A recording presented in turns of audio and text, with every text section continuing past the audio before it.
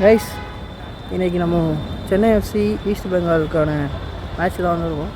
So நீங்கள் பாருங்கள், பார்த்தா தெரியும் உங்களுக்கு. செம்ம வெயிலுங்க. கிரவுண்டு பாருங்கள், உச்சி வெயில் இருக்குது. இன்றைக்கி சென்னையில் நடக்கிற ஜவஹர்லால் நேரு ஸ்டேடியத்தில் தான் இன்றைக்கி மேட்ச் நடக்குது. ஸோ மறக்காமல் எல்லோரும் வந்துடுங்க. டிக்கெட் ப்ரைஸ் 200 தான் இருக்குது. ஸோ கண்டிப்பாக வந்துடுங்க. கிரவுண்ட் நான் உங்களுக்கு காட்டுறேன், பாருங்கள்.